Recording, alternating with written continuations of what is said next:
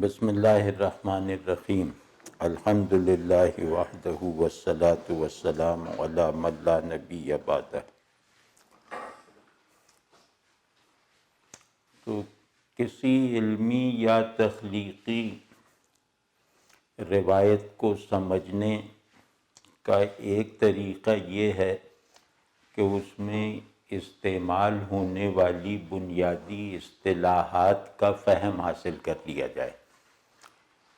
تو آج سے ہم ایک سلسلہ شروع کر رہے ہیں کہ ہماری شعری روایت میں جو اصطلاحات مرکزی اور بنیادی حیثیت رکھتی ہیں ان کو ہم بڑے شاعروں کے ہاں دیکھیں کہ انہوں نے ان بنیادی اصطلاحات کو کن کن پہلوؤں سے اور کن کن جہتوں سے برتا ہے۔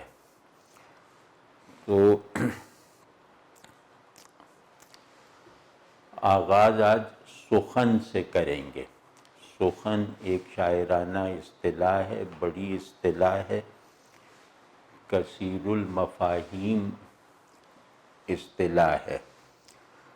تو آج میرے ذہن میں آیا کیونکہ یہ بات ابھی کوئی گھنٹہ پہلے ذہن میں آئی ہے، تو اس کے لیے ضروری تیاری کرنے کا موقع تو نہیں ملا، تو کچھ حافظے سے کام چلائیں گے اور کچھ حافظ کے شعر ان کے دیوان میں سے نکالے ہیں انہیں استعمال کریں گے۔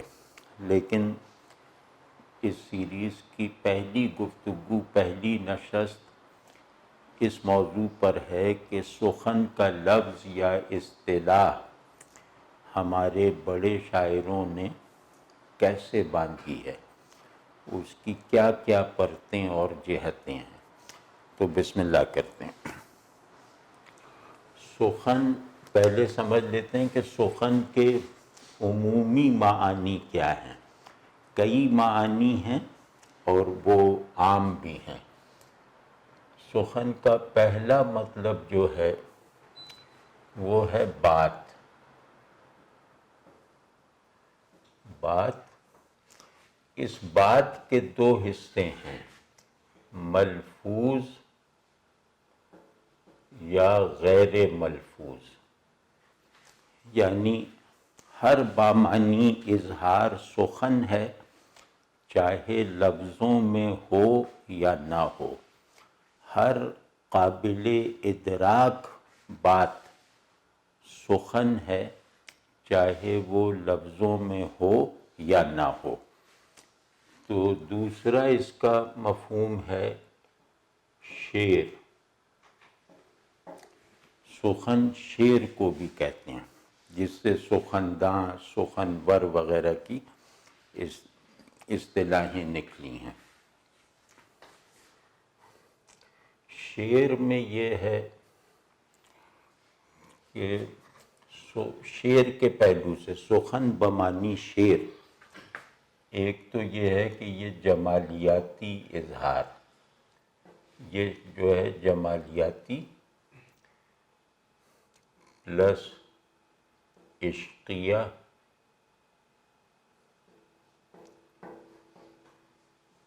پلس عرفانی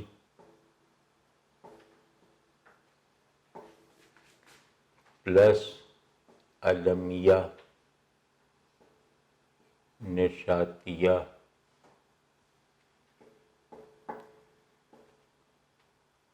اظہار۔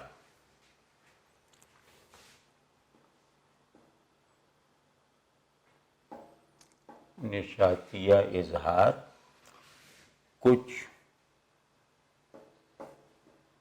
فنی تقاضوں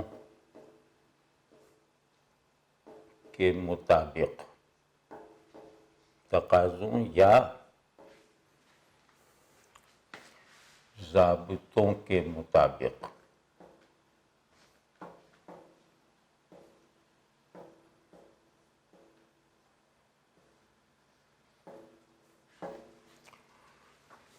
تو اگر سخن کو شعر کے معنی میں لیا جائے تو شاعری کا جو بھی بیسک کانٹینٹ ہے، یعنی شاعری کا ایک پورا نظام معانی ہے، ان معانی کی کچھ کیٹیگریز ہیں، چند اقسام ہیں جو میں نے یہاں مثال کے طور پہ لکھی ہیں، ساری نہیں ہیں یہ، کہ مطلب شاعری میں کچھ معانی کی ساخت جمالیاتی ہوتی ہے، کچھ کی عاشقانہ ہوتی ہے، کچھ کی صوفیانہ عارفانہ ہوتی ہے، کچھ کی ٹریجک ہوتی ہے، کچھ کی کامک ہوتی ہے۔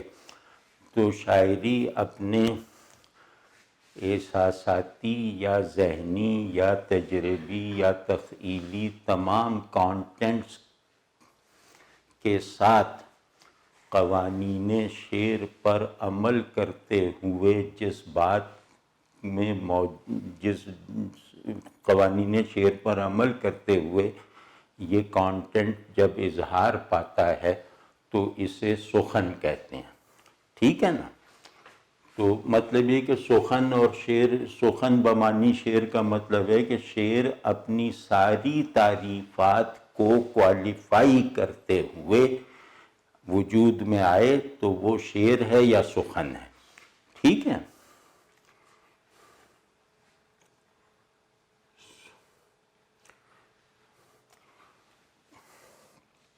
اب میں ترتیب شاید نہ ہو، مطلب جس ترتیب سے بیان ہونا چاہیے وہ ہم بعد میں بنا لیں گے، ابھی مطلب جو بات ذہن میں آتی ہے، سخن کا جو مفہوم فوری طور پر ذہن میں آ رہا ہے وہ لکھ رہے ہیں، لیکن ان میں ترجیحات یا ان کی ایک جو حقیقی ترتیب ہے ممکن ہے کہ وہ دوسری ہو، مطلب جو بات آخر میں جو مفہوم لکھنا چاہیے وہ ممکن ہے کہ ہم شروع میں لکھ دیں، تو یہ ذرا حافظے کی وجہ سے یا استحضار میں کمی کی وجہ سے۔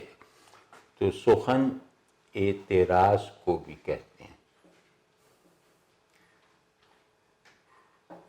جیسے حافظ کا شعر ہے نا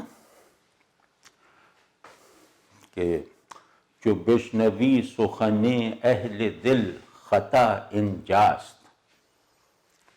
یہاں دیکھے گا اس شعر میں سخن کے دونوں معنی آ جاتے ہیں، جو بشنوی سخن اہل دل مگو کے خطاست، سخن شناس نئی جان من خطا انجاست، کہ اہل دل کی باتیں سن کر یہ نہ کہا کرو کہ یہ غلط ہیں، اہل دل کی باتوں میں غلطی نہ نکالا کرو، کیونکہ تم ان باتوں کو سمجھ نہیں پاتے، تم ان باتوں کو سمجھنے والے نہیں ہو، تو اگر کوئی غلطی ہے تو وہ تم میں ہے۔ تو یعنی سخن شناس نئی جان من، کہ اے میرے پیارے تو خود سخن شناس نہیں ہے، خطا انجاز، تو خطا یہاں پر ہے نہیں، میں یہ اعتراض کے معنی میں نے یہ شعر غلط کوٹ کر دیا، تو جیسے کہتے ہیں سخن دری نست، کہ اس بات پر مجھے اعتراض ہے، تو خیر سخن کو اعتراض کے معنی میں بھی استعمال کرتے ہیں، سخن کو کلمہ اور لفظ کے معنی میں بھی استعمال کیا جاتا ہے، اور سخن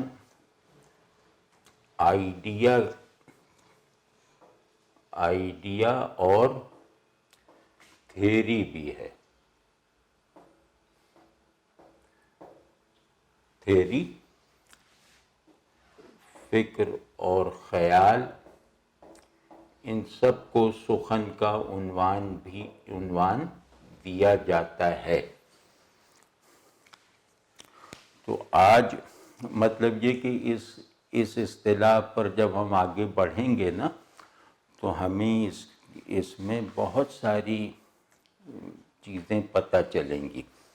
مثال طور پہ اس ایک لفظ کو اگر ہم اپنی روایت کے بڑے شعراء کے یہاں دیکھیں تو ہمیں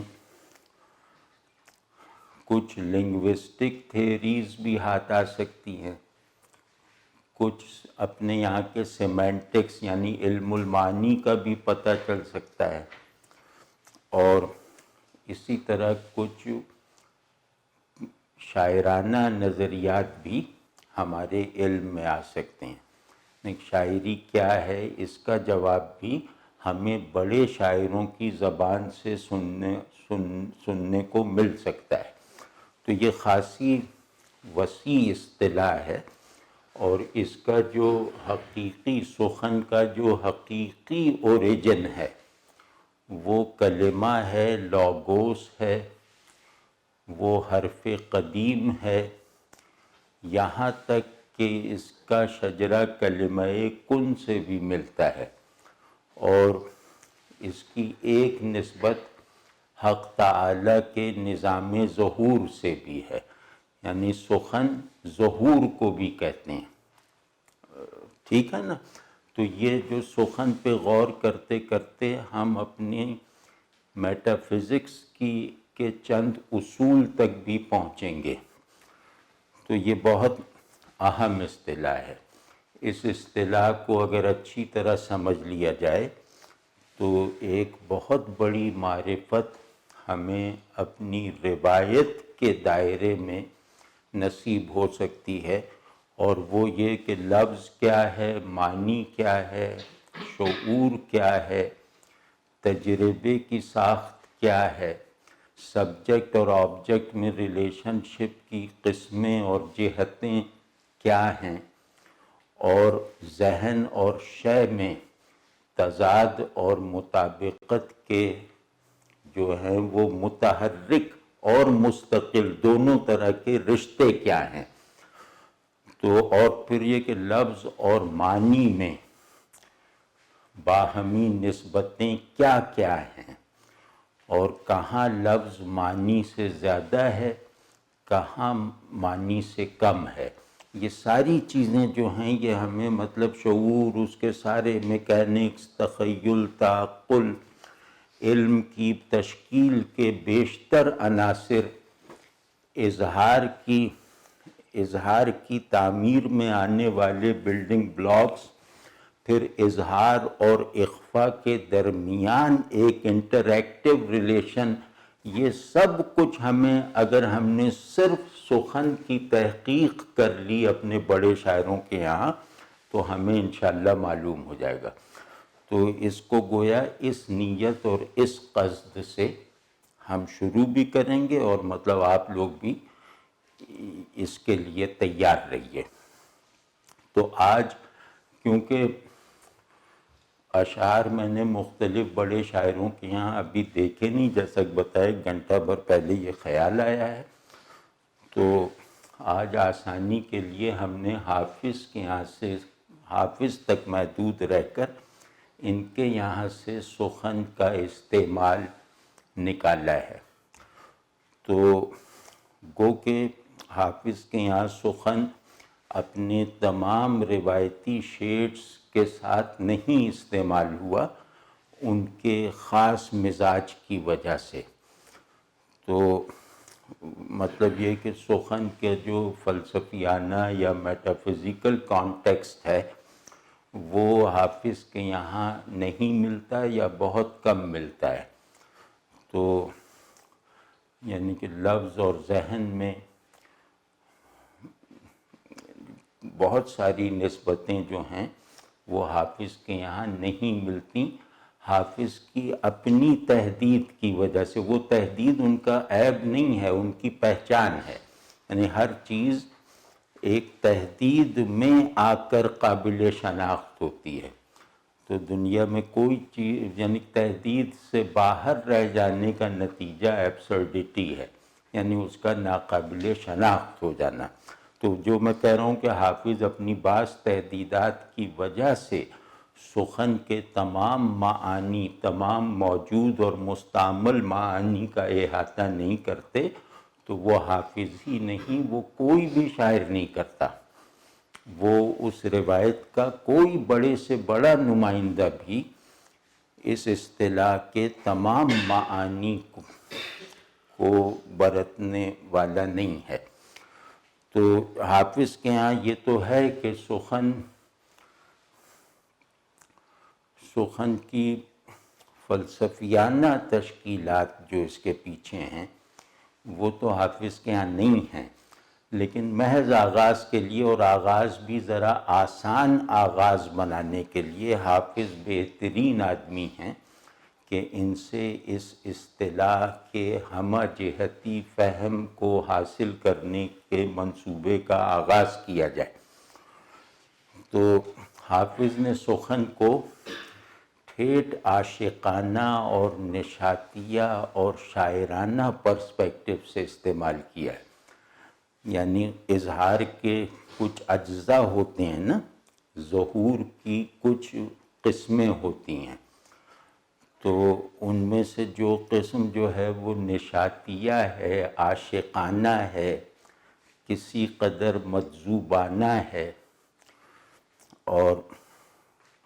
اور جمالیاتی ہے، وہ حافظ کے یہاں پورے کمال پر پہنچی ہوئی انشاءاللہ نظر آئیں گی۔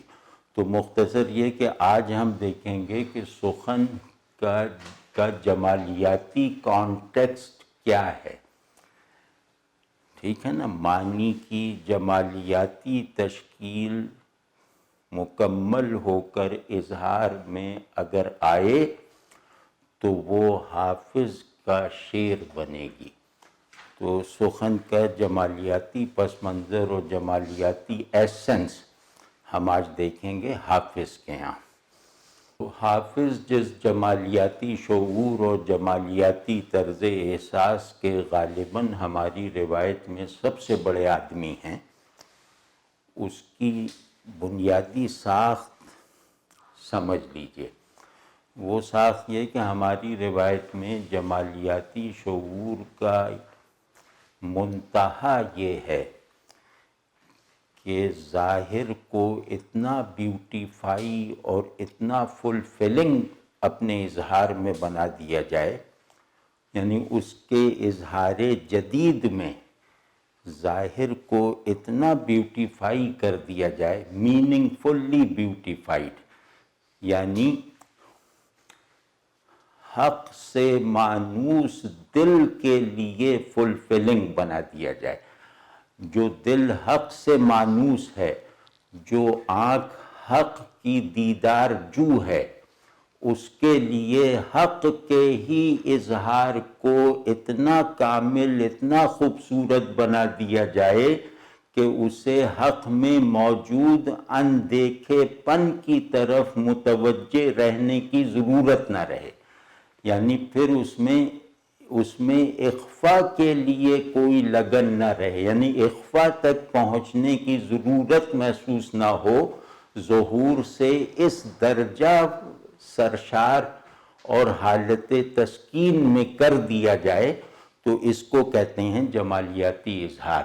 یہ ہمارے یہاں جمالیاتی اظہار کا اینڈ ہے، اور اس اینڈ پر حافظ کھڑے ہوئے ہیں کہ وہ چیزوں کو اتنا خوبصورت بنا کر ایک ایسا وفور اظہار دے دیتے ہیں کہ اس چیز کی حقیقت کے مخفی اور غیبی عناصر کی طرف متوجہ ہونے کی ضرورت نہیں رہتی، یعنی حق یا حقیقت کی دید کا عمل اسی صورت میں ممکن ہے۔ اگر حقیقت کی دید کا عمل ذہن کی رہنمائی میں کیا جائے تو وہ اسی وقت سچا اور بامعنی ہوتا ہے جب حقیقت کے اوجھل ہونے کو حقیقت کے نظارے اور مشاہدے میں بھی غالب رکھا جائے۔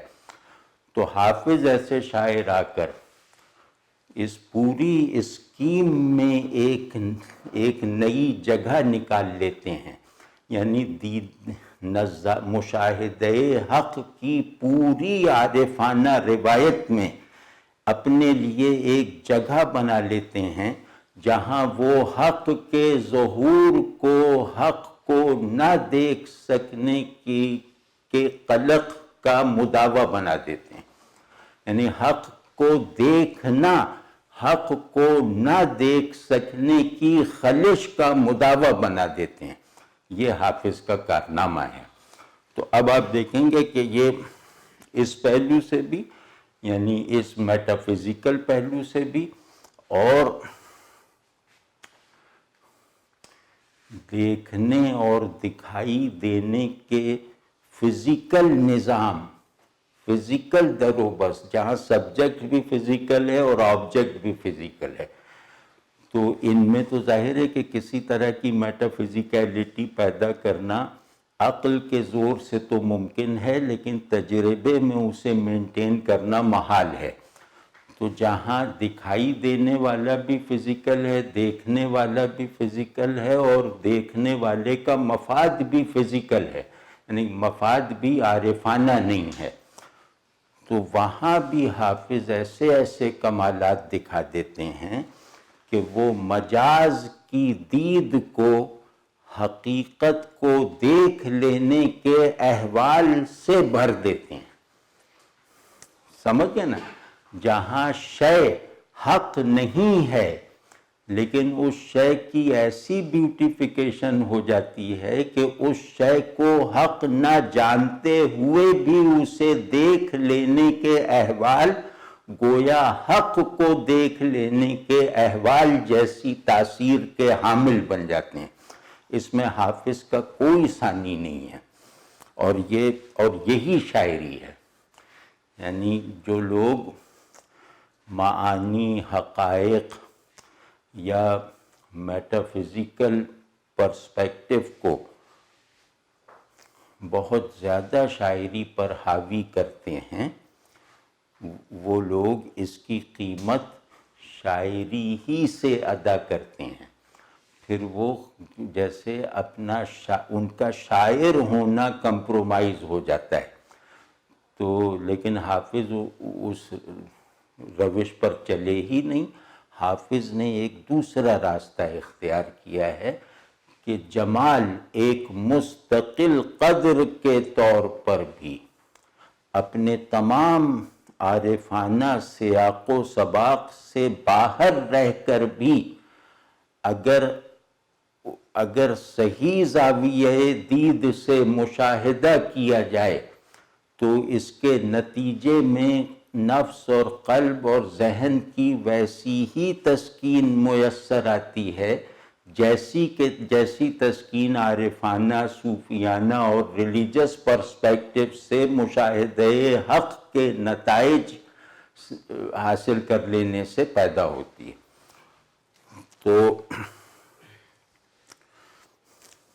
تو بسم اللہ کرتے ہیں۔ آنکھ در در طرز غزل نکتہ بحافظ آموخت،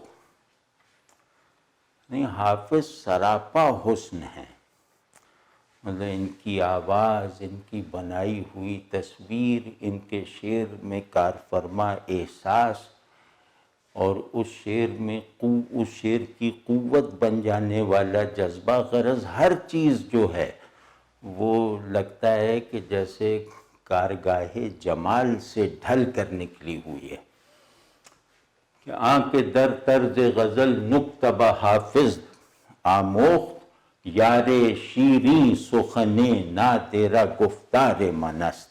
اب یہاں جو یار ہے وہ صوفیوں کا دوست نہیں ہے، اس میں کسی بھی طرح کی کوئی الوہیت یا میٹا فزیکیلٹی نہیں ہے، یہ بالکل عام آدمی ہے، یعنی یہ محبوب، یہ دوست ایک آدمی ہے، اور وہ آدمی بھی کوئی مقدس آدمی نہیں ہے، یعنی وہ کوئی ایسا محبوب نہیں ہے جس کا عشق میری کوئی لازمی روحانی ضرورت ہو۔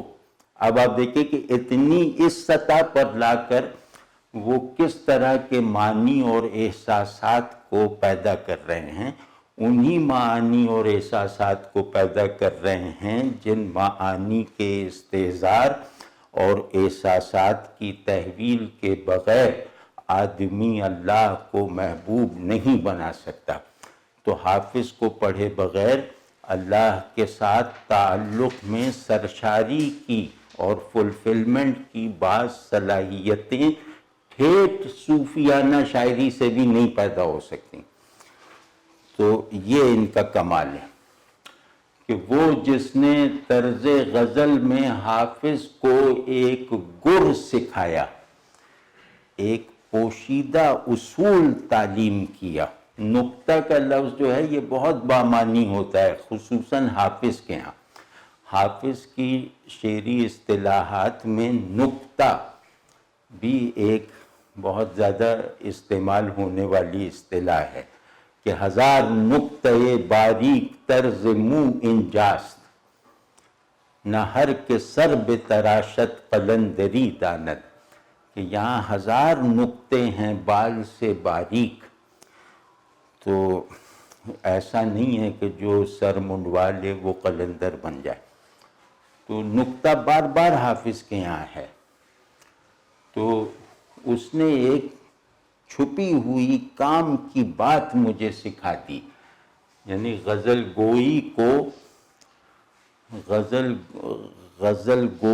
کو معیاری بنانے کے لیے، غزل گوئی میں کمال حاصل کرنے کا گر حافظ کو کس نے سکھایا؟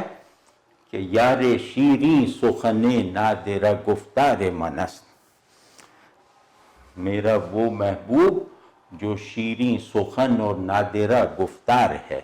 تو کیونکہ ہم ابھی فی الحال سخن پہ توجہ اپنی مرتکز رکھے ہوئے ہیں، تو اس شعر کے دیگر معانی ہم فی الحال نظر انداز کرتے ہیں۔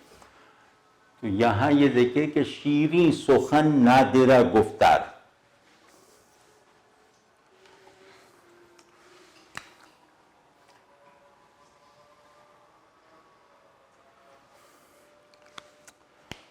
سخن کے 2 سورسز ہیں، ایک محبوب اور ایک عاشق، مطلب اس شعر کے دائرے میں رہتے ہوئے، یعنی کوئی بھی جمالیاتی وقت اور معنویت رکھنے والی بات یا تو عاشق کے منہ سے نکلتی ہے یا محبوب کی زبان سے ادا ہوتی ہے، ٹھیک ہے نا؟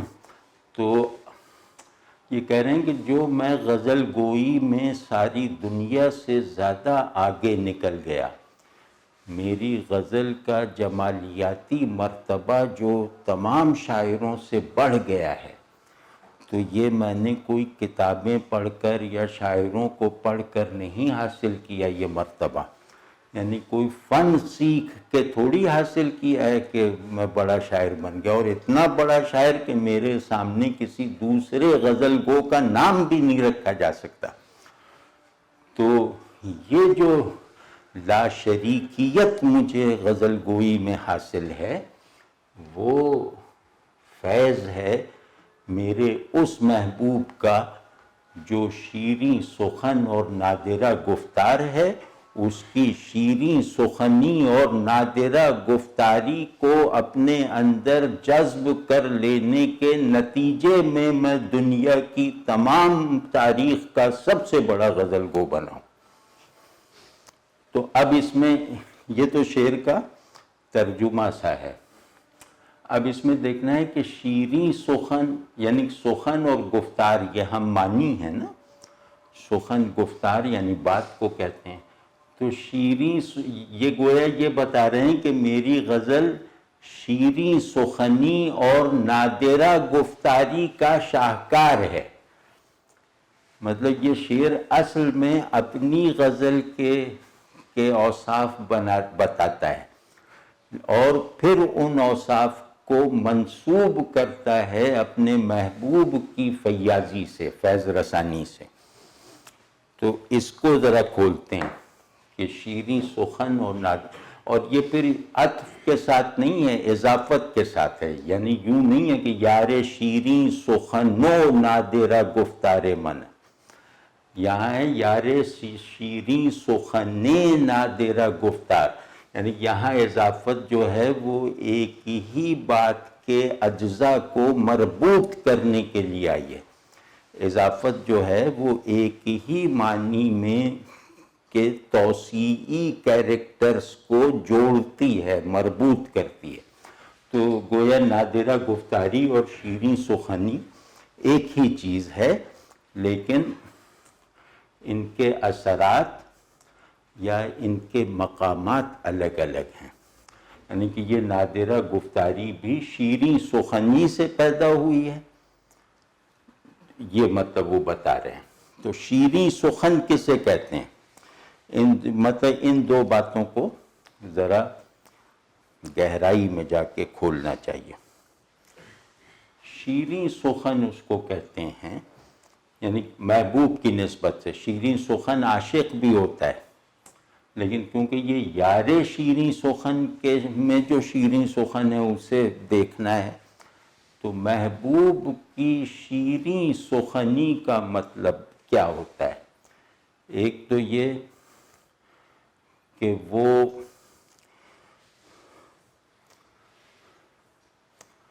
اپنے جمال کے اظہار پر قادر ہے۔ مطلب اس بات کو یوں سمجھیں کہ اس کا جمال ایسا ہے کہ وہ اظہار کے سانچوں میں نہیں آتا، یعنی وہ ایک محسوس مگر ماورائے اظہار قسم کا اظہار ہے اس کا محبوب کا جمال، جس نے مجھے پورے کا پورا اپنے میں کھپا رکھا ہے۔ ظاہر ہو کوئی چیز ہوگا نا کہ میں مطلب ایک محبوب ہے، وہ آدمی ہے، اور میرا اس سے تعلق یہ ہے کہ میں اس کی نسبت سے کٹ کر نہ موجود ہوں، نہ اپنے علم میں ہوں، نہ اپنے تجربے میں ہوں، یعنی میرے تشخص کی کوئی بھی ذہنی داخلی اور خارجی جہت ایسی نہیں ہے جو اس کی نسبت سے بے نیاز ہو۔ میں جو کچھ بھی ہوں اپنے ذہن میں، اپنے اعمال میں، اپنے احوال میں، دوسروں کی نگاہ میں، غرض ہونے کی تمام حالتیں اور تمام شناختیں میں نے اپنے اس محبوب سے اخذ کی ہیں جو میری ہی طرح کا انسان ہے، لیکن ایسا انسان ہے کہ انسانیت سے وابستہ، انسانیت کو مفہوم بنانے والے آئیڈیلز بھی اس کی ایکچویلٹی سے کم ہیں۔ یعنی انسان عاشق اور محبوب کی دنیا میں انسان کا فضل، انسان کا شرف، انسان کا کمال جمال کا حامل ہونا ہے۔ یعنی دنیا کو جمالیاتی پرسپیکٹو سے اگر دیکھا جائے تو یہاں وہی شے مکمل ہے جو زیادہ جمیل ہے، اور وہی شے مکروہ، باطل اور ناقص ہے جو جمال سے دوری رکھتی ہے۔ جمال سے دوری موجود ہونے کو بے معنی اور ناقص بنا دیتی ہے، اور جمال کا حامل ہونا موجود ہونے کو حقیقی اور کامل بنا دیتا ہے۔ یہ دنیائے جمال کا قانون اور اصول ہے، اٹل اصول۔ تو اب اس دنیائے جمال کے جو سب سے بڑے مرکز، یعنی جو محبوب دنیائے جمال کا مرکز ہے، اس مرکز کے گرد عاشق کی حرکت سے دنیائے جمال کا نظام چلتا ہے۔ تو اب ایسا محبوب جو ہے وہ شیریں سخن ہے، یعنی وہ اپنے حسن کو اظہار اپنے ماورائے ناقابل اظہار حسن کو اظہار دینے کے قابل ہے، اس پر قادر ہے۔ یعنی وہ اس بات پر قادر ہے کہ اس کی بات سن لینا اسے دیکھ لینے کا بدل ہے۔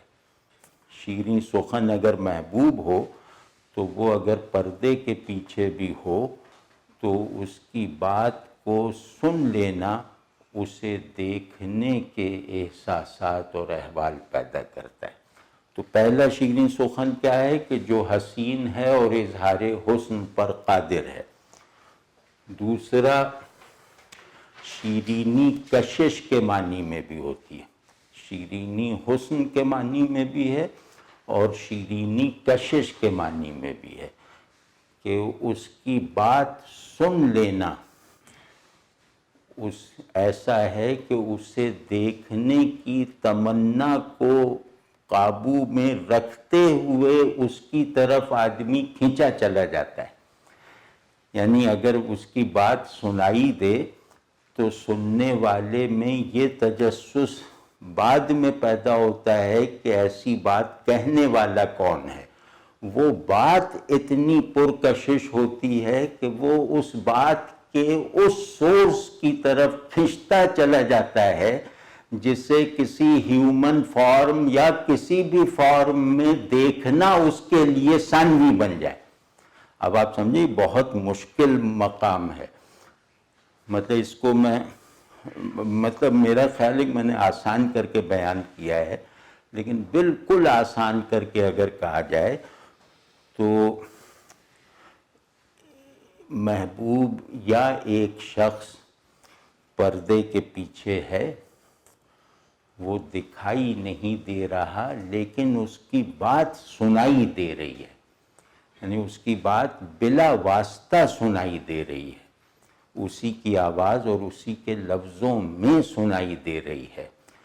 تو وہ بات ایسی ہے کیونکہ وہ خود حقیقت جمال کا مظہر ہے، تو اس کی بات بھی حقائق جمال کا ظرف ہے۔ آپ سمجھیں، جس کا وجود حقیقی ہے اس کا کلام بھی حقیقی ہوتا ہے، تو جس کا وجود جمیل ہے اس کا کلام بھی حسین ہوتا ہے۔ تو اور حسین اس طرح ہوتا ہے کہ وہ کلام ہی مقصود بن جاتا ہے، وہ ایسا نہیں ہوتا کہ اس کلام کی کشش ہوئی مجھ پر اور میں اس کلام کو پھلانگ کر متکلم تک پہنچنے کی دھن پیدا کر لوں۔ تو شیریں سخن، یہ جو محبوب ہے جس کا پردے کے پیچھے سے میں نے کلام سنا، آواز سنی، اس آواز اور اس کلام میں ایسی کشش ہے کہ میں بس اسی کشش میں کلام کے دائرے میں رہتے ہوئے آگے بڑھتا رہتا ہوں، اور میرے اندر یہ تمنا اس سرشاری پر غالب نہیں آتی کہ متکلم کو دیکھنا بھی چاہیے۔ اب آپ سوچیں کہ جہاں مجازی عشق کی بنیادی قدر یہ ہو کہ محبوب کی کشش کو محسوس کرنا محبوب کو دیکھنے پر مصر نہ کرے، تو اگر آدمی مجاز کے عشق میں بھی اس قدر کو انٹرنلائز کر لے، اس قدر پر عمل کرے، تو اس کے نتیجے میں خدائے غائب سے محبت کرنے کی استعداد کو ترقی ملے گی یا نہیں ملے گی؟ اللہ سے تعلق بھی اس کے غیب پر راضی رہے بغیر تھوڑی ممکن ہے۔ تو یہاں گویا یہ ٹریننگ اس کی ہو گئی کہ وہ محبوب کی پوشیدگی کو ختم کرنے کا تقاضا رکھے بغیر اس کے اپنے بنائے ہوئے دائرہ اظہار کے اندر رہتے ہوئے اسے نہ دیکھنے کو اپنے عشق کی تکمیل میں کوئی رکاوٹ نہیں بننے دیتا۔ تو یہ شیریں سخن ہے۔ تو شیریں سخن محبوب وہ ہوتا ہے جس کا کلام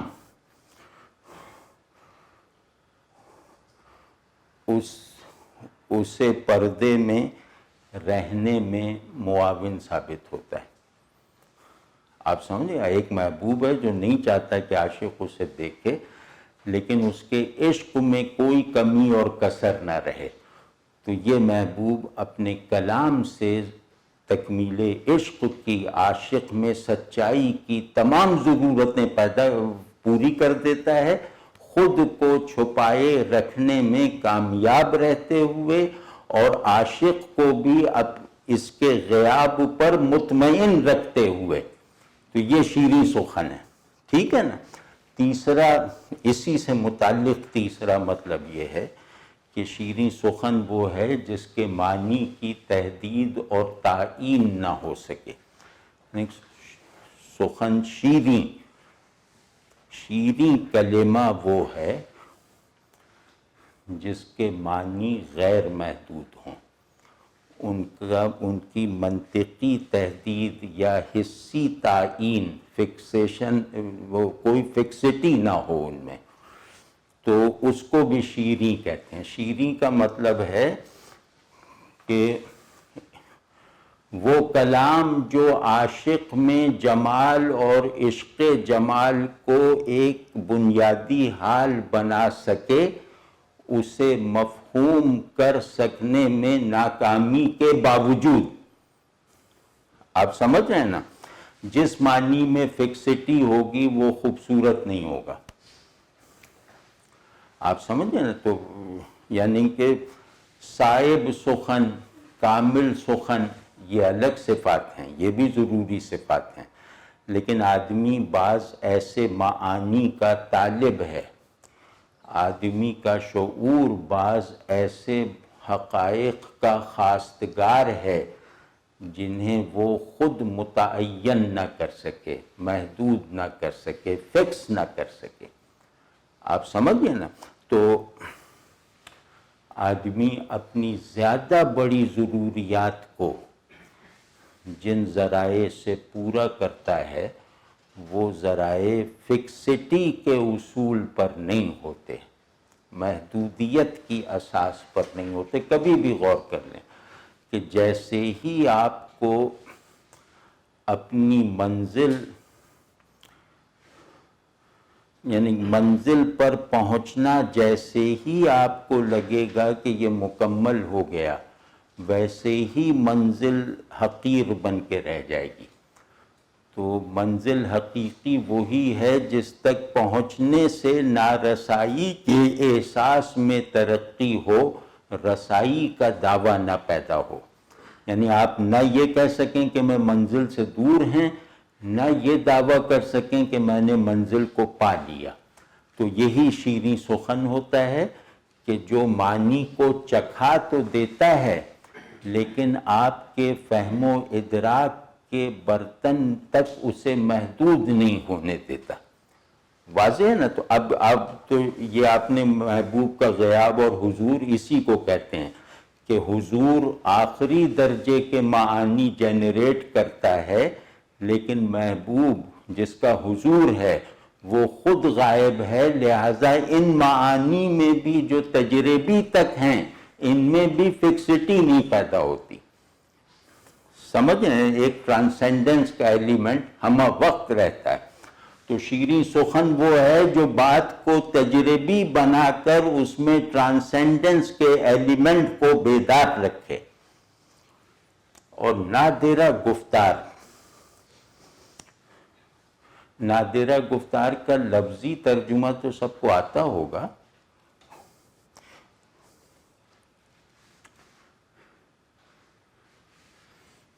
یعنی سخن کی، شاعری کی، کلام کی دو بہت بڑی خصوصیتیں ہیں جو اگر میرے کلام میں پیدا ہو جائیں تو میں حقیقی شاعر ہوں، تو یا میرا اظہار حقیقتاً جمالیاتی اصول پر ہے۔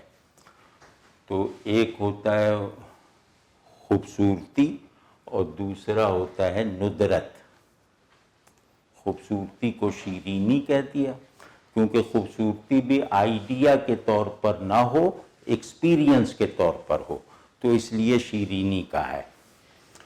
تو ندرت یعنی اوریجنل کلام، جس جیسا کوئی کلام نہ ہوا ہو، تو جو بات کو نئے لفظوں، نئے زاویوں اور ثابت شدہ معانی کی قبولیت کے نئے احوال کے ساتھ کہہ سکتا ہو۔ بھئی معنی تو ایک ہے نا، لیکن یہ کہ ان معنی سے متعلق رہنے کے لیے نئے احساسات اس کے کلام سے میسر آتے ہوں، ان معانی کو ذہن میں تصویر کرنے کے لیے تخیل کی نئی نئی قوتیں بیدار ہوتی ہوں، تو جس کے کلام سے یہ سب تاثیرات مخاطب پر مرتب ہوتی ہوں، وہ نادرہ گفتار ہے۔ ایک تو یہ ہوا نادرہ گفتار کا مطلب۔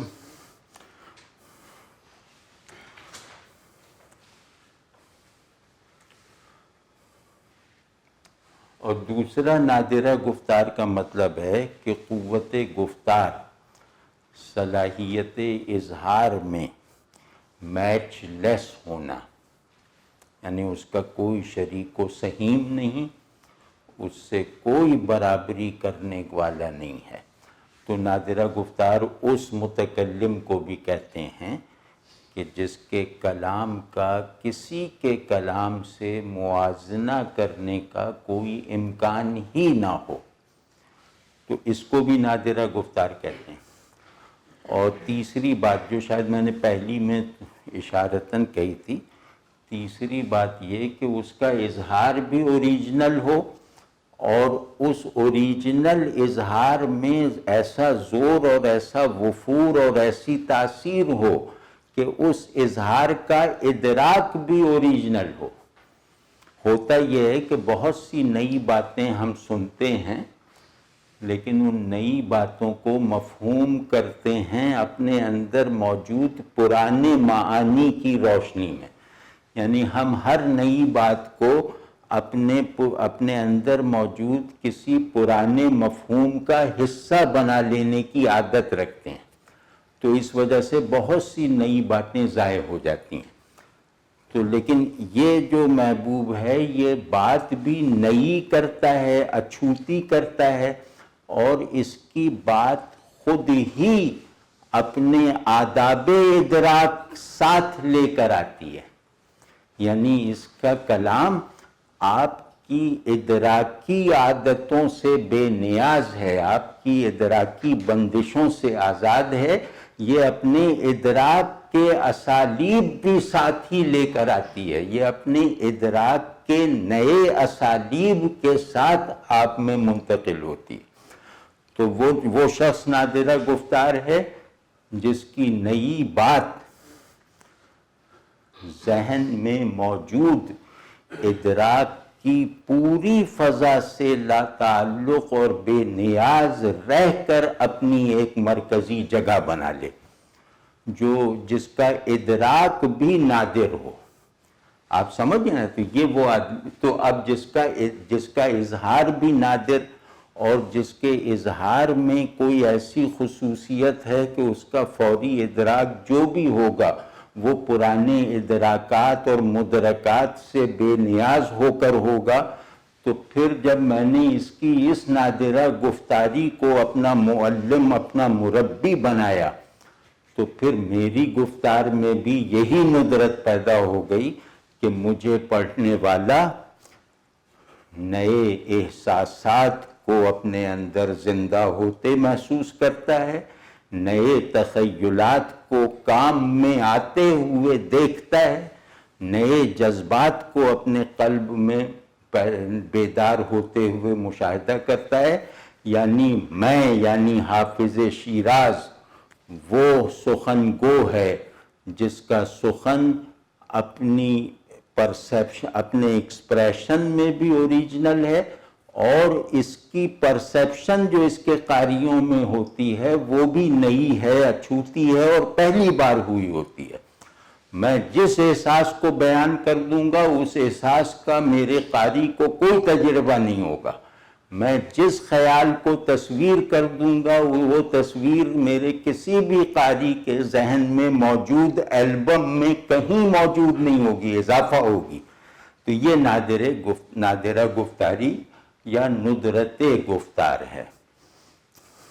تو اب آپ سمجھیں نا کہ اس میں ایک جمالیاتی تھیوری بھی آ گئی ہے۔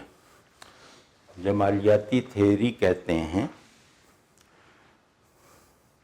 مطلب اس پہلو سے اگر ہم دیکھیں کہ جمالیاتی کلام کا لازمی وصف ہے حسن اظہار، یعنی حسن اظہار نہ ہو تو جمالیاتی بیان وجود ہی میں نہیں آ سکتا، چاہے اس کے معنی کچھ بھی ہوں، اظہار اس کا خوبصورتی کے ساتھ ہونا چاہیے، یہ شرط ہے، یہ قانون ہے۔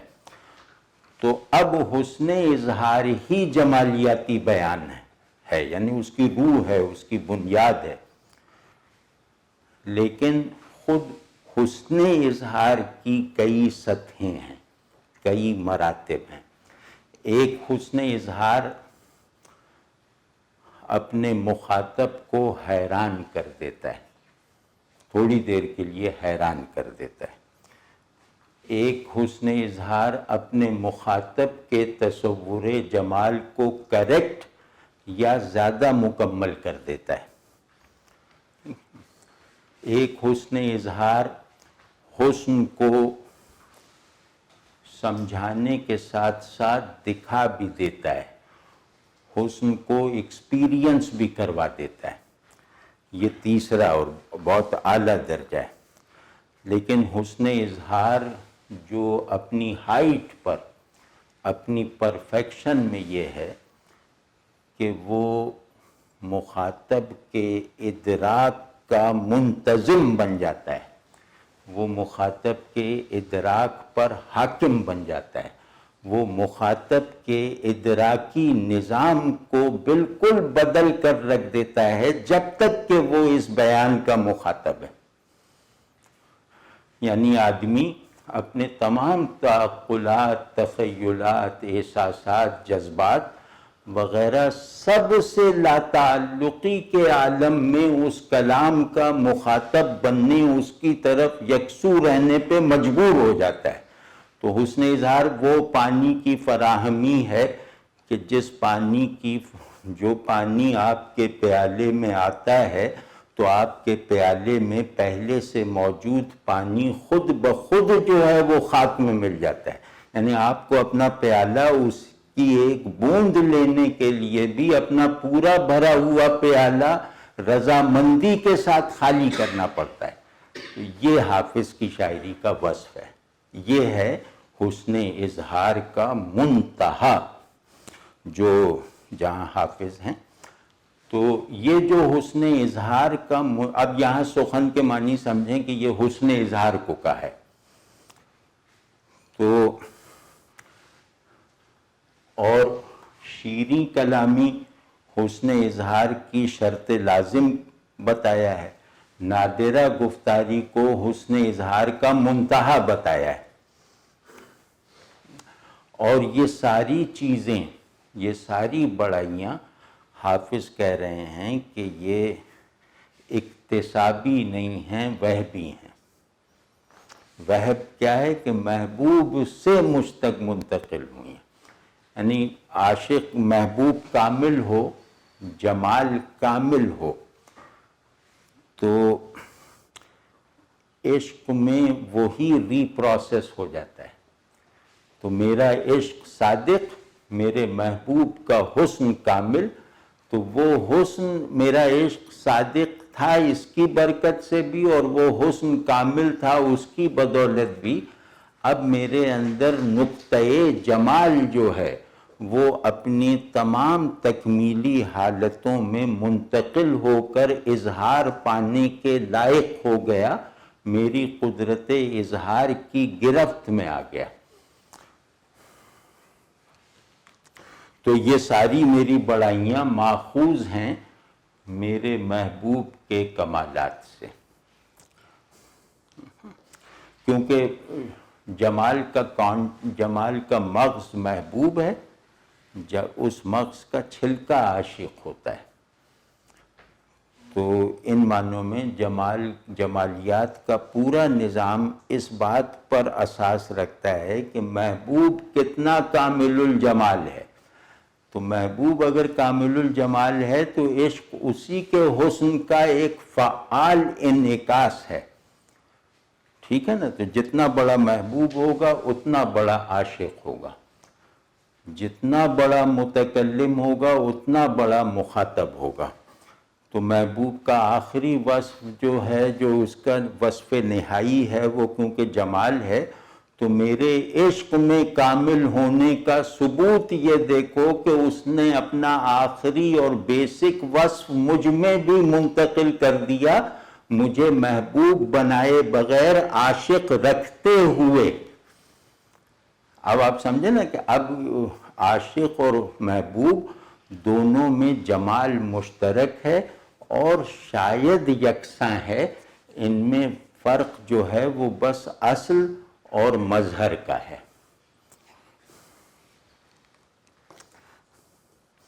تو میرے محبوب جیسا اخفائے جمال کہیں نہیں، مجھ ایسا اظہار جمال کہیں نہیں. بس یہ ہے یہ شعر. تو سخن اسی اظہار جمال کا نام ہے جو محبوب کے اخفائے جمال کا نتیجہ ہے. دیکھنے میں، سننے میں بالکل سادہ سا لگتا ہے اور پہلی قرأت یا سماعت میں اپنے ابتدائی سادہ مفہوم ہی میں ہماری تسکین کر دیتا ہے.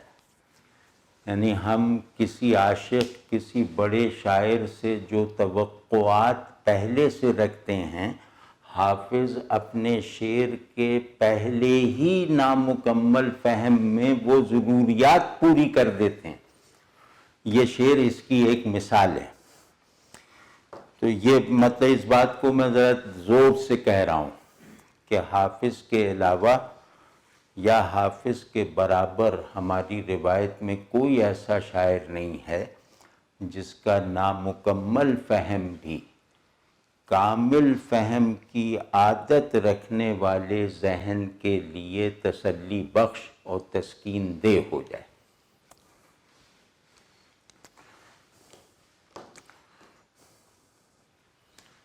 تو اب اس کا ترجمہ یہ ہے کہ میرے دل کو ڈھونڈ، یعنی میرا دل لے لے. دل بجو کا مطلب ہے کہ میرے دل لے لے، مجھے اپنا عاشق بنا لے یا میرے عشق کو قبول کر لے. دلجو محبوب کی ایک صفت ہے. دلجو کا مطلب کئی ہے، کئی مطالب ہیں. ایک مطلب ہے کہ اپنی طرف کشش کرنے والا، یعنی دل لینے والا. ایک لفظی مطلب ہے عاشق کی تلاش کرنے والا تاکہ اس پر اپنا انکشاف جمال کر سکے. اور تیسرا مطلب ہے مہربان، التفات، عاشق پر التفات کرنے والا. عاشق کو اپنے یعنی خود غائب رکھتے ہوئے بھی عاشق کو تکلیف میں مبتلا نہ رہنے دینے والا. یہ بہت اہم مطلب ہے کہ محبوب دلجو اگر ہو تو وہ خود کو چھپائے رکھتا ہے اور عاشق کو اس چھپاؤ پر پوری طرح راضی بھی رکھتا ہے. ٹھیک ہے نا؟ اور دلجو کا ایک، جیسے دلجوئی کہتے ہیں نا، اردو میں بھی کہتے ہیں. دلجوئی کا مطلب ہے غمخواری کرنا، مدد کرنا، تسلی دینا وغیرہ. تو یہی دلجوئی محبوب کے شایان شان معنی میں یہی ہے کہ ایسا محبوب جو عاشق کو فراق میں رکھے لیکن مطمئن رکھے. تو میرے دل کو اپنی طرف کھینچ کہ تیرا قد سرو کی طرح دلجو ہے.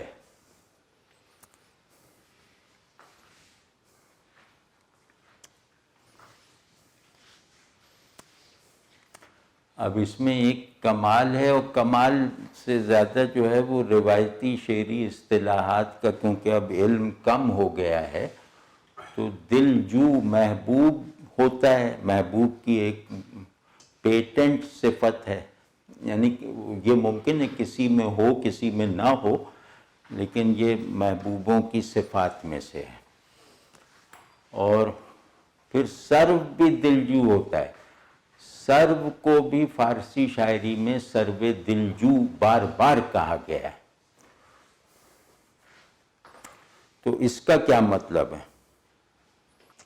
تو ابھی شعر کی طرف آتے ہیں، لیکن اس سے پہلے حافظ کا ایک اور وصف بتا دیں جو شخصیت کی بھی جمالیاتی تشکیل کرتا ہے. اور وہ یہ، جیسے میں نے کہا کہ ان کا محبوب ایک جسمانی محبوب ہوتا ہے زیادہ تر، جیسے اسی شعر میں محبوب جسمانی ہے. تو حافظ کو پڑھے بغیر میری رائے میں آپ ایک نقطہ سمجھ نہیں سکتے، اور وہ نقطہ یہ ہے کہ اگر میرے اندر ذوق جمال درست حالت میں موجود ہے تو اس کو ایک گواہ کی ضرورت ہے. یعنی کسوٹی ایک بتاتا ہوں جس سے پتہ چل جائے گا کہ آپ کا تصور جمال درست حالت میں ہے یا نہیں. آپ ذوق جمال رکھتے ہیں یا نہیں، یا بس شاعروں کی طرح باتیں ہی باتیں ہیں. وہ یہ ہے کہ حسن نفس اور جبلت کے تقاضوں کی بھی تسکین کرتا ہے، یعنی حسن جبلت کو پیاسا نہیں چھوڑتا، یہ حسن کی ساخت ہے۔ تو اگر آپ حقیقتاً ذوق جمال رکھتے ہیں تو آپ ایک شرط پہ پورے اترنے چاہیے، اور وہ شرط یہ ہے کہ حسن کی جس جہت سے آپ کے نفس اور جبلت کی تسکین کا سامان ہوتا ہے، یعنی آپ کی جبلت کی تسکین، اس کو لفظ بدل کے دوبارہ کہہ رہا ہوں کہ اگر آپ کی جبلت کی تسکین آپ کے روحانی قلب اور ذہن کی تسکین نہیں کرتی تو پھر آپ کا ذوق حسن حیوانی ہے، انسانی نہیں۔ تو یہی عشق مجازی کا ہماری روایت میں یہی فلسفہ ہے کہ محبوب ظاہر ہے کہ ایک مخالف صنف کا محبوب ہے، اور صنفوں میں اختلاف کے ساتھ پیدا ہونے والی محبت و تعلق، اس میں جبلتیں ظاہر ہے کہ ایک بیسک فیکٹر کے طور پہ موجود رہتی ہیں۔ تو اب اس میں یہ دیکھنا ہے کہ میں کسی خاتون پر عاشق ہوں یا میں شادی شدہ ہوں، میرا بیوی سے ایک اس طرح کا تعلق بھی ہے، تو اور وہ تعلق جو ہے وہ انسان کے مبنی بر خیر ہوتے ہوئے نبھانا ضروری ہے۔ تو مجھے یہ دیکھنا چاہیے کہ اس تعلق میں بھی جو جبلی تسکین وقتاً فوقتاً مجھے محسوس ہوتی ہے، اور اس تعلق میں جو جبلی ضرورتیں اور خواہشیں میرے اندر وقتاً فوقتاً سر اٹھاتی ہیں، ان خواہشوں کی ساخت قلبی اور روحانی بھی ہے یا نہیں؟ جبلی ہوتے ہوئے بھی وہ خواہشیں قلبی اور روحانی ہیں یا نہیں؟ اور تسکین پا جانے کے بعد جبلی ضرورت کے پورے ہونے کے نتیجے میں نفس کے حیوانی عنصر کے شانت ہو جانے کے بعد وہ شانتی اور وہ طمانیت قلب اور ذہن میں بھی جاتی ہے یا نہیں؟ تو یہ چیک لگائیں، تو پھر حسن کے ساتھ حیوانی تعلق کی وبا سے بچنا ممکن ہو جائے گا۔ تو اس بات کو ضرور دیکھا کریں، اور اس بات کو ہر معاملے میں، صرف حسن اور نفس، حسن اور جبلت کے معاملے ہی میں نہیں، بلکہ جبلت کے پورے دائرۂ کار میں اس اصول کو اپلائیڈ حالت میں رکھا کریں کہ مجھے بھوک لگی ہے تو یہ بھوک میرے قلب میں بھی منتقل ہوتی ہے یا نہیں؟ یعنی یہ بھوک صرف روٹی تک محدود تو نہیں ہے، یہ بھوک مجھے لگی ہے کہ میں کھانا کھا لوں تو یہ بھوک قلب میں منتقل ہوتی ہے جنت کی نعمتیں چکھنے کی آرزو کی شکل میں۔ تو اگر آپ کی نفسانی اور جبلی خواہشوں جو لازمی اور جبری خواہشیں ہیں، ان کی چھوٹ آپ کے قلب کی اور ذہن کی ضرورتوں میں پر نہیں پڑتی، آپ کی جبلی ضرورتیں آپ کی قلبی اور ذہنی ضرورتوں میں کنورٹ نہیں ہوتی رہتی ساتھ ساتھ سائملٹینیسلی، تو آپ کے اندر کوئی بڑا مینوفیکچرنگ فالٹ ہے، نہ آپ کا تصور جمال کوئی حیثیت رکھتا ہے، نہ آپ کے دیگر تخیلات اور نظریات کی کوئی صداقت ہے۔ اس کا بہت خیال رکھیں، اور اس انسان ہونے کی اس شرط کو پورا کرنے میں حافظ ایسے لوگ بہت معاون ہیں، خصوصاً شخصیت کی جمالیاتی تشکیل کو روحانی معیار پر رکھنے، یعنی جمالیاتی تجربات کی فزیکیلٹی کے باوجود جمالیاتی احساسات و تصورات کو ایک روحانی مرتبے پر رکھنے کی ضرورت، اور یہ مقصد حافظ کی مدد سے بہت جلدی حاصل ہو جاتا ہے. یعنی حافظ ایسے لوگوں کی اس پہلو سے بھی بہت قدر کریں کہ یہ آپ کے تزکیہ نفس کی ایک بنیادی ترین ضرورت کو پورا کر دیتے ہیں، اور وہ بنیادی ترین ضرورت یہ ہے کہ حق محبوب ہو جائے. یعنی نفس کی انتہائی حالت یہی ہے نا کہ حق محبوب ہو جائے، اور انسانی شعور کی بھی ایک بہت بڑی پرفیکشن اور بہت بڑی سچائی یہ ہے کہ حق بیوٹیفائی ہو جائے. تو مجھے ایسا تخیل ملے کہ وہ میرے لیے حق کو بیوٹیفائیڈ حالت میں رکھے، پرکشش حالت میں رکھے، اور مجھے ایسا قلب ملے جو نفس کی کفالت بھی کرے اور نفس کی ضروریات کو اپنی نگرانی میں رکھے. تو اس میں آپ لوگ کبھی حافظ کو پڑھیے اور تھوڑا سا تنہائی میں آواز کے ساتھ پڑھیے، تو یہ جو 2-4 باتیں میں نے کہی ہیں یہ گویا آپ کا حال بن جائیں گی. شخصیت میں ایک اپ لفٹ ایسا محسوس ہوگا جمالیاتی زاویے سے. اور کیونکہ آدمی کی جمالیاتی استعداد بہت زیادہ غلبے کی قوت رکھتی ہے، یعنی اگر یہ کہا جائے کہ نفس میں بگاڑ کی وجہ جمالیاتی ذوق کی پستی ہے تو یہ بات ٹھیک ہے، اور نفس کو سنوارنے کا ذریعہ جمالیاتی ذوق کی صحیح رخ پر تربیت اور پرورش ہے تو یہ بات بھی بالکل درست ہے. آپ کبھی بھی اپنے جمالیاتی ذوق میں ایک اٹھان پیدا کریں، یعنی حق کی بیوٹیفیکیشن، اپنے تصور حق کی بیوٹیفیکیشن کا عمل شروع کر دیں، تو آپ کی جبلتوں میں جو ایک حیوانی قسم کی لا تعلقی ہے تمام آئیڈیلز کے ساتھ، وہ آپ کو کمزور ہوتی ہوئی اور غائب ہوتی ہوئی محسوس ہو جائے گی. تو یہ حافظ کا ایک بہت بڑا مصرف ہے.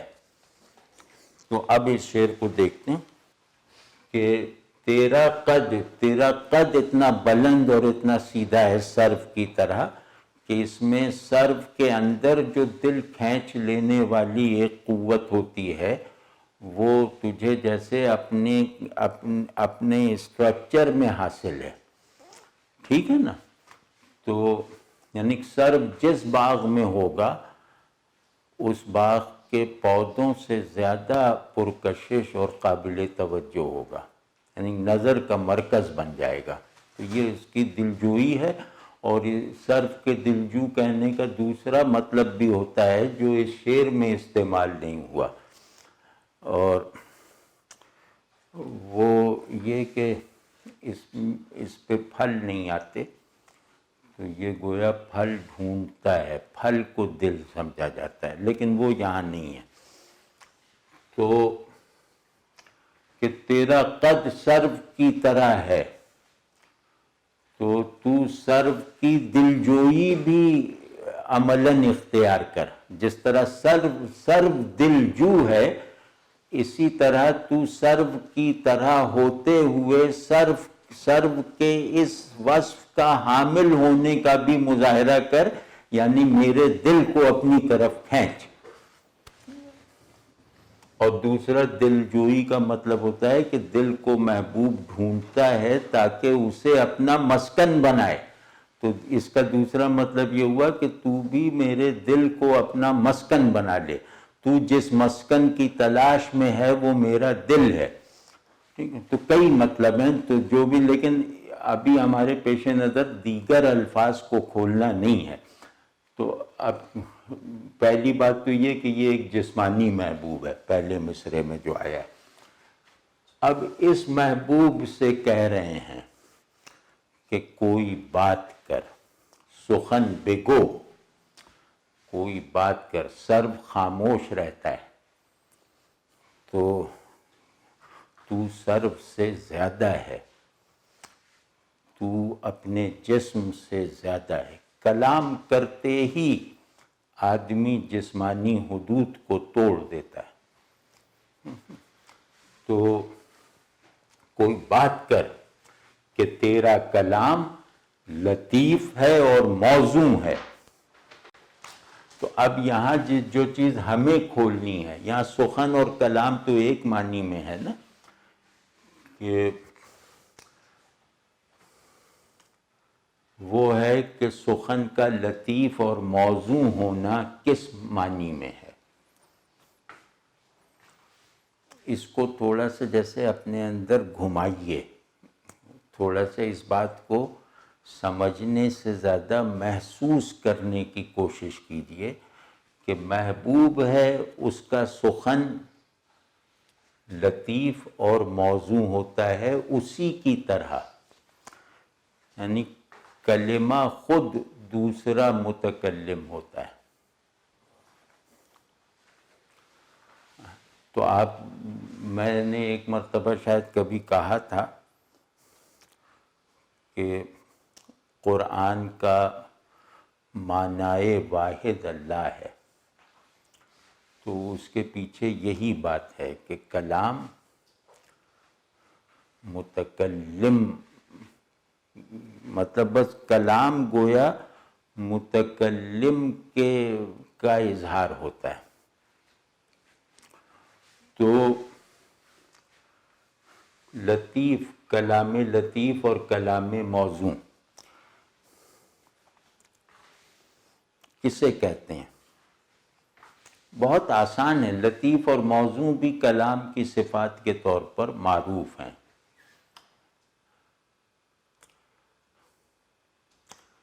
لطیف کا مطلب ہے کہ تیرے کلام سے دل تسکین پاتا ہے۔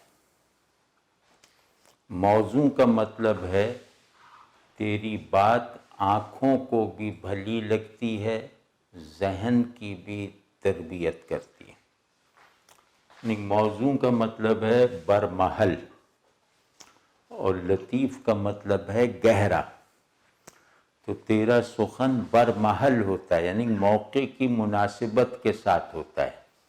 کسی مسئلے پہ ہوتا ہے تو اس مسئلے کو حل کر دیتا ہے، کسی گروہ میں جاتا ہے تو ان کے لیے دلیل بن جاتا ہے، لوگوں کی حیرت دور کر دیتا ہے، لوگوں کی لا علمی دور کر دیتا ہے، اجنبی بنے بغیر۔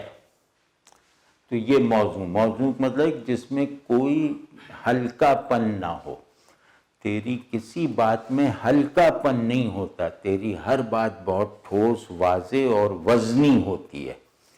ٹھیک، موضوع کا مطلب وزنی تو لفظی مطلب ہے۔ تو اب آپ سمجھئے کہ تو سخن کہہ، کیونکہ تیرا سخن اتنا باریک اور اتنا گہرا ہوتا ہے کہ قلب اور دماغ اور روح کی تمام موجود ضرورتوں کی تسکین کرتا ہے، اور ان کے لیے جو ضرورتیں ان کی تکمیل کے لیے ضروری ہیں لیکن انہیں معلوم نہیں ہیں، وہ نامعلوم اور غیر موجود ضرورتیں بھی ان میں پیدا کرتا ہے، اور پھر ان ضرورتوں کو پیدا کر کے بھی ان کی بھی تسکین کر دیتا ہے۔ ایک یہ مطلب ہے، دوسرا یہ مطلب ہے کہ تیرے کلام کے معنی کیونکہ فکسڈ نہیں ہوتے نا، تیرے کلام احوال وجود، تیرا کلام احوال وجود کی اور احوال شعور کی ترسیل کرتا ہے۔ تیرا کلام وجود اور شعور کے آئیڈیا کو ری آئیڈیالائزیشن کے پروسیس میں رکھتا ہے، تو لہٰذا اس کی انتہا تک نہیں پہنچا جا سکتا، اس کا احاطہ نہیں کیا جا سکتا۔ تو وہ کلام بڑا کلام ہوتا ہے جس میں منشائے متکلم تو آپ پہ فوراً واضح ہو جائے، لیکن اس کلام کے تمام حقائق و معانی آپ پر کبھی نہ کھل سکیں، آپ ان پر کبھی قادر نہ ہو سکیں، آپ کبھی اس کلام کا احاطہ کرنے کا وہم بھی نہ کر سکیں۔ تو لطیف کلام اس کلام کی صفت ہے۔ لطیف کا لفظی ترجمے دو ہیں، ایک ترجمہ ہے باریک، تہدار، گہرا، اور ایک ترجمہ ہے خوشگوار اور پرلطف. ٹھیک ہے، تو جو باریک پرلطف میں بھی دو پہلو ہیں.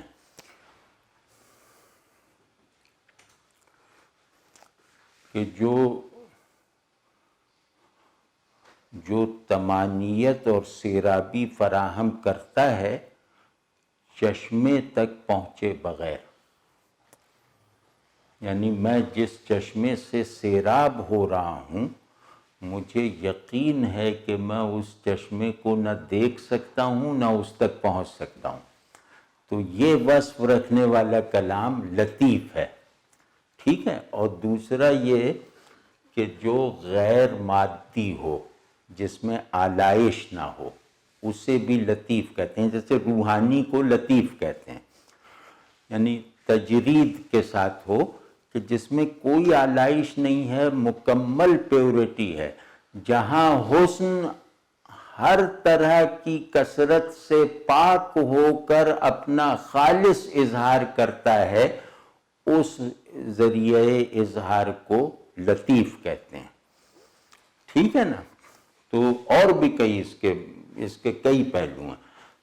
دوسرا پہلو یہ ہے کہ کلام لطیف اظہار جمال ہوتا ہے، جمال کو اس کی حقیقت کے ساتھ ظاہر کرنا لطافت کلام ہے. واضح ہے نا. تو اس طرح آپ لطیف کے اور معنی بھی دیکھ لیں، وہ سب یہاں پہ چشمہ ہو سکتے ہیں. تو تیرا کلام لطیف ہے دل کے لیے، ذہن کے لیے، اور تیرا کلام موزوں ہے آنکھ کے لیے اور مطلب خارج کے لیے. تو خارج ظاہر ہو کر بھی پرفیکٹ ہے اور تو مخفی رہ کر بھی پرکشش ہے. تو اب اس میں سخن کی یا کلام کی یا لفظ کی یا لفظ اور معنی کی نسبت پر بھی بہت گہری بات ہے کہ لفظ میں معنی تعین، تحدید کے ساتھ بھی ہوتے ہیں، اور اسی آن میں اس کے ساتھ ہی تحدید سے ماورا بھی ہوتے ہیں. کوئی بھی لفظ آپ لے لیں، اس کے معنی میں فکسٹی کا ایک عنصر یا جسے کہیں سرٹینٹی، قطعیت کا ایک عنصر لازمی ہے، اور اس کے ساتھ ساتھ وہ قطعیت جو اس کے لازمے کی، اس کے فہم کے لازمے کی حیثیت رکھتی ہے، وہ قطعیت اس لفظ کے معنی پر بائنڈنگ نہیں ہے. یعنی اس کے امکانات معنویت معنی دینے کے باوجود، فکسڈ اور سرٹن معنی دینے کے باوجود بھی برقرار رہتے ہیں. تو یہ ہے کہ سخن لطیف ہے، فکسٹی سے ماورا ہے. سخن موزوں ہے، فکسٹی رکھتا ہے. یہ ایک تھیوری بنی نا اس میں سے. آپ کبھی اس پہ بالکل عامیانہ سی ایک بات کہہ رہا ہوں کہ جب ہم کہتے ہیں درخت، تو درخت ایک لفظ ہے، ایک نام ہے. اس میں وہ تمام درخت آ جاتے ہیں جو میں نے اس دنیا میں دیکھے ہیں، اور وہ درخت بھی آ جاتے ہیں جو اس دنیا میں ہیں میرے علم کے مطابق، جن کے ہونے پر مجھے یقین ہے اس دنیا میں، لیکن میں نے دیکھے نہیں ہیں. وہ درخت بھی درخت کے لفظ میں اب دیکھیے، میں لفظ جانتا ہوں، اس لفظ کے بہتیرے مصداقات کو جانتا نہیں ہوں. ٹھیک ہے، لیکن ان پر یقین رکھتا ہوں کہ اب سائبیریا میں بھی کوئی درخت اگر ہے تو اس درخت کے دائرے میں آ گیا نا، لفظ درخت میں آ گیا. اب سائبیریا کا درخت میں نے دیکھا نہیں ہے، تو لیکن اس لفظ کی وجہ سے مجھے اس درخت پر، اس اندیکھے درخت کے ہونے پر بھی اتنا ہی یقین ہے جتنا کہ اپنے دیکھے ہوئے درختوں پر ہے. ٹھیک ہے. تیسری اس کی اسٹیج یہ ہے کہ اس میں جنت میں بھی درخت ہیں، وہ بھی اس لفظ میں آ گئے. واضح ہے نا؟ تو اب اس میں مسئلہ پیدا ہوتا ہے کہ سائبیریا کے درخت پر تو مجھے ویسا ہی یقین ہے یا ہونا چاہیے درخت کا کوالیفائڈ مخاطب بننے کے لیے، مجھے دنیا میں اندیکھے درختوں پر بھی ویسا ہی یقین ہونا چاہیے جیسا کہ دیکھے ہوئے پیڑوں پر ہے. تو اسی لاجک پہ یا اسی پیٹرن پہ مجھے جنت کے درختوں پر بھی ویسا ہی یقین ہے جیسا کہ سائبیریا کے پیڑ پر ہے. تو درخت جو ہے وہ علمی امتناع کو توڑ دیتا ہے. لفظ جو ہے یعنی ذہن میں بعض تصورات ایسے ہوتے ہیں یا ذہن کے بعض مسلمات جو سماعی ہوں وہ ایسے ہوتے ہیں کہ جن کے ایکسپیرینس کا میرے موجودہ نظام شعور میں کوئی امکان نہیں ہے. یعنی سائبیریا کے پیڑ کو دیکھنے کا تو امکان ہے نا، میرے اندر بھی ہے، لیکن جنت کا شجر دیکھنے کا امکان نہیں ہے اپنے موجودہ علمی سیٹ اپ میں، اپنے موجودہ در و بست میں. تو لفظ نے گویا جنت کے درخت کے ممتنع العلم ہونے کے قانون کو توڑ دیا نا. اس لفظ میں جتنا بھی میں رسوخ حاصل کرتا جاؤں گا اتنا ہی علم کی یہ بندش زیادہ سے زیادہ ٹوٹتی جائے گی جو مجھے یہ کہنے کے لائق نہیں رکھتی کہ جنت کے درخت واقعی موجود ہیں. کیونکہ جنت کے درختوں کا واقعتاً موجود ہونا نہ میں دیکھ سکتا ہوں نہ دکھا سکتا ہوں. تو لفظ میں میری رسائی اگر زیادہ بڑھ جائے، میرے شعور کی مناسبت اپنے اس گہوارے سے، لفظ ذہن کا گہوارہ ہے، اس گہوارے سے بڑھ جائے تو جن چیزوں کا علم محال ہے وہ چیزیں نہ صرف یہ کہ علم کا یہ استحالہ یعنی علم کا یہ محال ہونا وہ توڑ دیتا ہے، بلکہ ان محال معلومات کو بھی گویا حسی یا خبری معلومات کے درجے پر، درجہ تیقن اور درجہ اعتبار پر لے آتا ہے.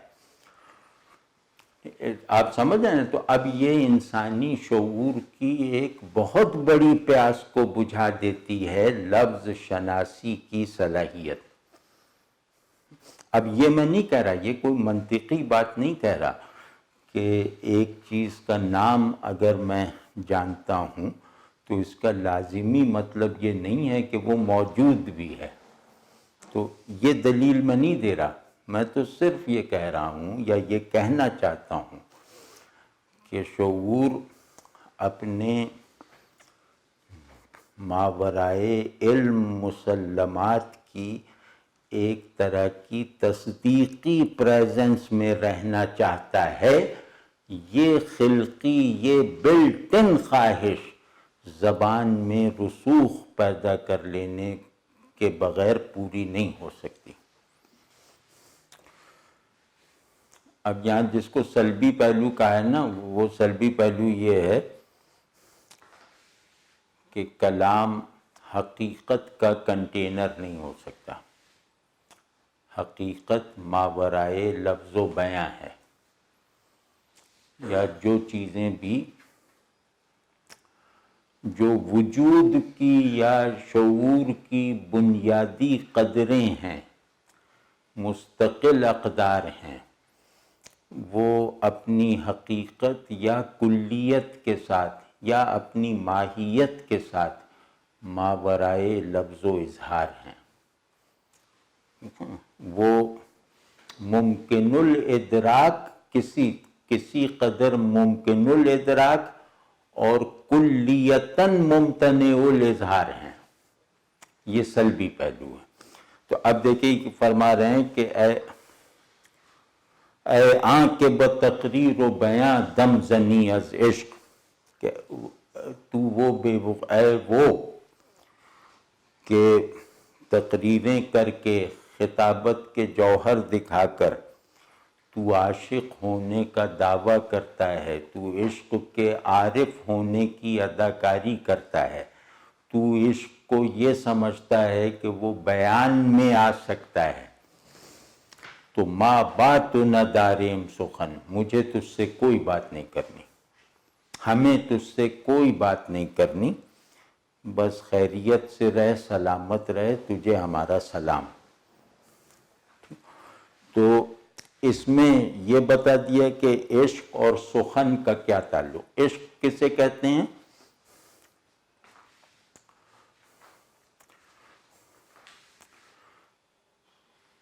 وجود کا اپنی حقیقت کو حاصل کر کے وجود میں اس کی حقیقت کی ایسی فلاورنگ جو شعور کا بیسک اور تنہا پرسپیکٹو بن جائے، اس کو ہماری روایت میں عشق کہتے ہیں۔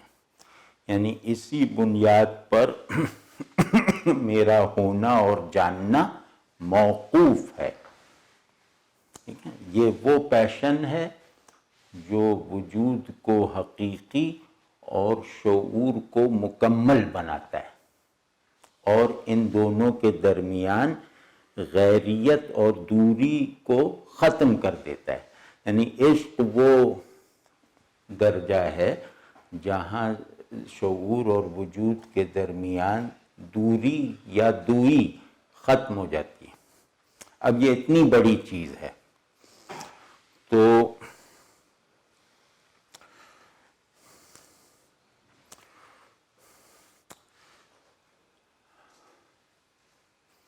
اس کو یہ کہہ رہے ہیں کہ عشق ماورائے اظہار ہے، اور یہاں سخن کی نسبت اپنی طرف کی، لیکن تقریر و بیاں بھی سخن ہی کی قسمیں ہیں نا۔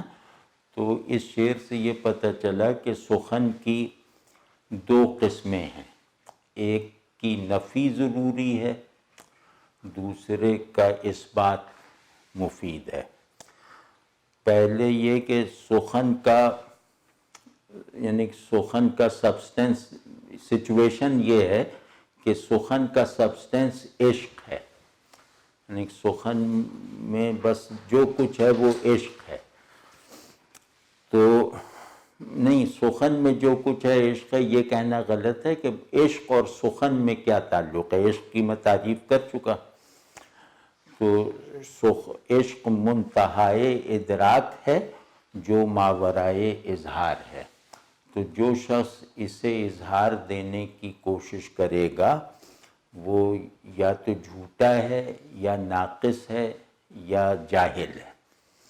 تو جو شخص یہ کر رہا ہے اس کو یہ کہہ رہے ہیں کہ ہمیں تجھ سے کوئی بات نہیں کرنی، کیونکہ تو اس بات کو سمجھ ہی نہیں سکتا۔ یعنی عشق جس سخن سے ایکسپریس ہو سکتا ہے تو وہ سمجھ ہی نہیں سکتا۔ تو نے عشق کو خطابت کا موضوع بنایا ہے، عشق تیرے اندر سخن تو بنا ہی نہیں ہے، وہ ہمارے اندر بنا ہے۔ تو اب اس میں یہ کہہ رہے ہیں کہ ایک ایکسٹرنلائزڈ سخن ہوتا ہے، وہ جھوٹا اور جعلی سخن ہے، اور ایک انٹرنلائزڈ سخن ہوتا ہے جو نہ کبھی کہا جاتا ہے نہ کبھی سنایا جاتا ہے۔ جو آدمی بس جس کے آگے آدمی سننے کی حالت میں رہتا ہے، جسے بھی اس سخن کی حقیقت آ جائے، وہ حقیقت نصیب ہو جائے، وہ سامع کی پوزیشن لیتا ہے، متکلم ہونے کا انکار کر دیتا ہے۔ واضح ہے نا؟ تو یہاں سخن قابل ادراک خاموشی کو کہا ہے۔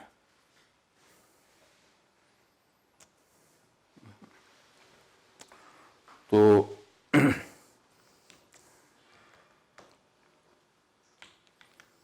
آپ سمجھے نا کہ سخن اس اظہار کو کہتے ہیں جو اپنے حامل کو سامع بناتا ہے، متکلم نہیں ہونے دیتا.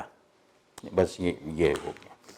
تو آج کے لیے اتنا کر دیتے ہیں، پھر اگلی مرتبہ بھی حافظ ہی کے یہاں دیکھیں گے اور پھر اس کے آگے چل کے بے دل کے یہاں دیکھیں گے. تو میرا خیال یہ کہ ہم 2-3 بڑے شاعروں کے یہاں یہ سخن دیکھ لیتے ہیں، تو جب ہم بے دل وغیرہ کی طرف جائیں گے یا دیوان شمس کی طرف یعنی رومی کی طرف جائیں گے تو پھر اس کی جو فلسفیانہ اور عارفانہ تفصیلات جو دماغ کو چٹخا دیں گی وہ وہاں آئیں گی. یہاں تو یہ دل کی بیداری کا سامان، حافظ جو ہیں وہ دل کی بیداری کے مبلغ ہیں.